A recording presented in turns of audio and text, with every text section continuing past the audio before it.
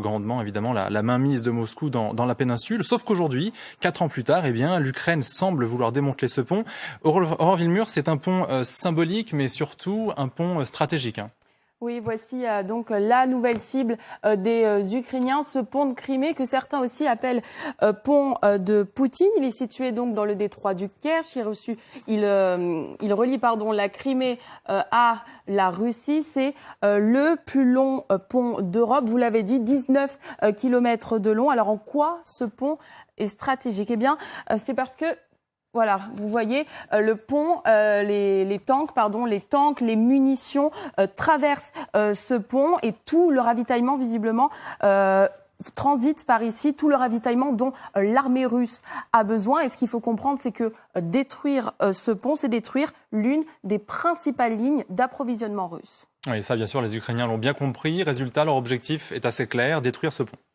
Oui, dès le mois d'avril, la défense ukrainienne expliquait vouloir bombarder ce pont, mais pour des raisons écologiques. Regardez ce que disait à ce sujet le troisième homme de l'État, proche de Zelensky. Ce pont porte préjudice à l'écologie de la péninsule et doit donc être démantelé, peu importe comment, volontairement ou non. Alors, rapidement, son discours a évolué. Dans une interview au Guardian, cet homme se montre un peu moins langue de bois. C'est une construction illégale et la principale porte d'entrée pour approvisionner l'armée russe en Crimée. Il doit être détruit.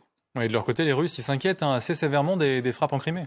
Oui, c'est en tout cas ce qu'affirme l'Institut pour l'étude de la guerre, un groupe d'études basé aux États-Unis. Regardez, les récentes frappes ukrainiennes contre les ressources militaires russes en Crimée ont probablement placé les forces russes en état d'alerte élevé. Alors, les Russes sont-ils inquiets? Sont-ils même en difficulté? En tout cas, selon cet institut, ils seraient en train de revoir leur position, de revoir leur stratégie.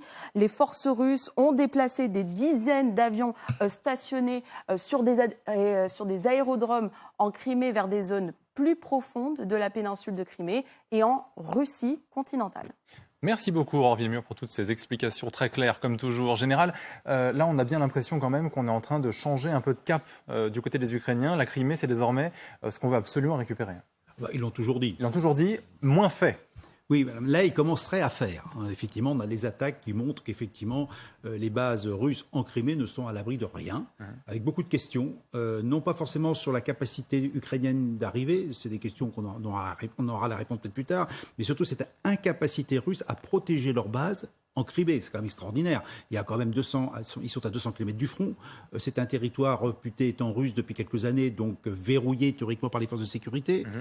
Ils sont obligés maintenant de déplacer leurs avions et autres hélicoptères loin, je dirais, à l'intérieur des terres d'une part, mais surtout pour éviter qu'elles soient plus vulnérables. Donc ils peuvent mieux assurer, j'espère pour eux, la sécurité, parce que pour l'instant, ça n'a pas été probant. Et puis notons aussi que le général commandant la région a été limogé depuis 24 heures, et a été remplacé par un autre, ce qui prouve bien qu'il y a un problème de commandement, d'organisation, avec une difficulté maintenant pour les Russes, c'est que plus ils repoussent la ligne, leurs aéroports, leurs avions de la ligne de front, plus ça sera difficile pour eux d'avoir une autonomie suffisante dans la zone des combats. Donc ça a une implication finalement stratégique pour les Ukrainiens, parce qu'ils bombardent à l'ouest, ils encagent les Russes, ils coupent les ponts sur le Dniepr, ils empêchent l'appui aérien, ce qui fait que les Russes auront de plus en plus de mal à assurer la protection de leurs propres forces au contact des forces ukrainiennes.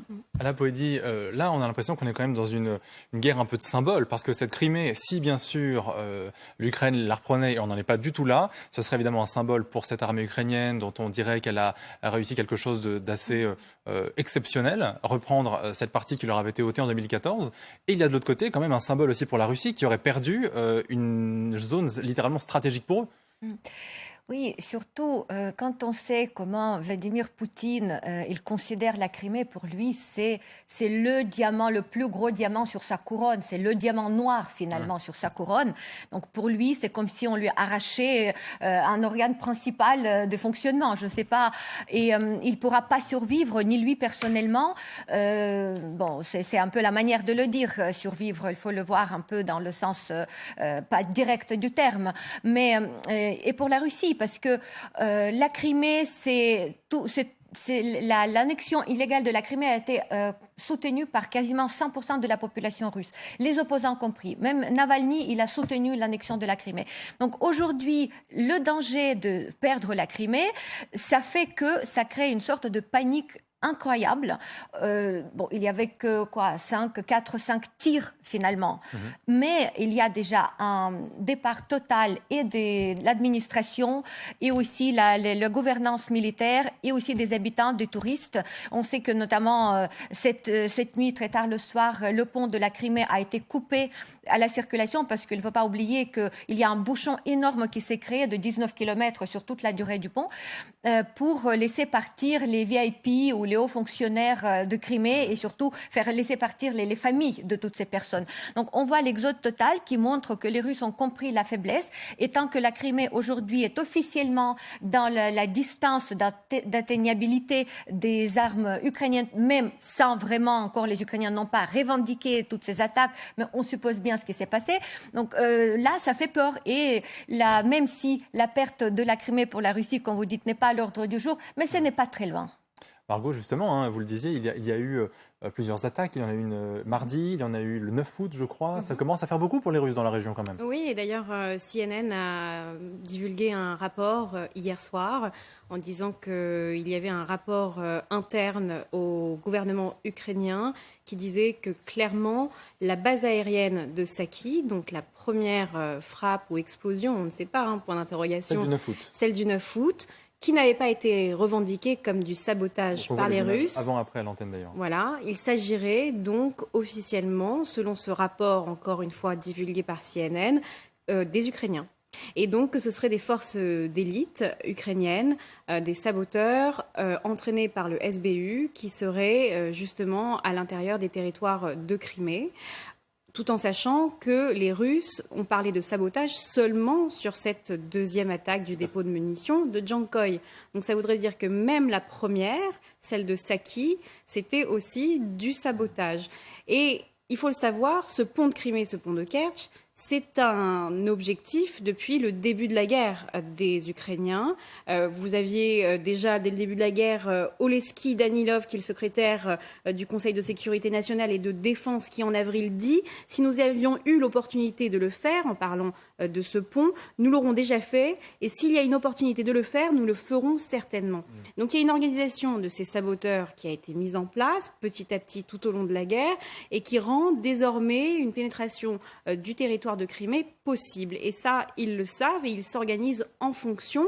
Cette volonté de reprendre la Crimée, elle est là depuis le début. Les Ukrainiens le disent, ils ne veulent pas participer aux négociations tant qu'ils n'ont pas eu la certitude de récupérer la Crimée et le Donbass. Tout en sachant que Volodymyr Zelensky, déjà en août 2021, a mis en place un forum pour parler de la Crimée sur la scène internationale à nouveau, avec 46 nations et organisations internationales. Et ce qui est très intéressant, c'est que le deuxième volet de ce forum aura lieu le 23 août prochain, donc seulement dans quelques jours. Donc il y a une volonté de rediscuter de ce statut de la Crimée sur la scène diplomatique, tout en sachant que la communauté internationale ne reconnaît pas l'annexion de la Crimée de 2014 de la Russie. Général, ces saboteurs, c'est particulièrement important parce que ça peut tout changer finalement. On le voit bien avec des situations comme celle-ci. Il suffit d'une action un peu isolée pour faire avancer grandement, en tout cas du côté de l'Ukraine. Je dirais qu'il y a le développement de zones d'insécurité dans des zones qui étaient jusqu'à présent sécurisées officiellement. Ce qui fait que pour répondre à cette insécurité, les forces russes seront obligées finalement de se déployer sur le terrain, ce qu'elle ne faisait peut-être pas forcément jusqu'à présent, et donc de prendre des forces qui auraient pu servir à une attaque ailleurs pour faire de la protection intérieure. Donc finalement, même s'il n'y a que 2-3 attaques par des forces spéciales, parce que c'est plutôt des forces spéciales, il y avait 4 bataillons formés dans l'armée ukrainienne, dont une labellisée OTAN quand même, donc des gens très professionnels qui ont réussi à s'infiltrer, qui ont certainement une aide de la population, parce qu'on ne peut pas tenir aussi longtemps, a priori, sans aide de la population. Ils ont réussi effectivement à créer cette insécurité générale qui fait que les forces russes, qui étaient déjà pas très nombreuses, ont encore beaucoup plus de mal, à mon avis, à organiser une vraie offensive dont on parle depuis un certain temps. Ah là, vous avez 10 secondes. Oui, en fait, juste pour dire que le cafouillage que ces frappes ou ces actions ont créé déjà dans la communauté russophone en Russie, parmi les Russes, ça montre que la situation n'est pas maîtrisée vraiment.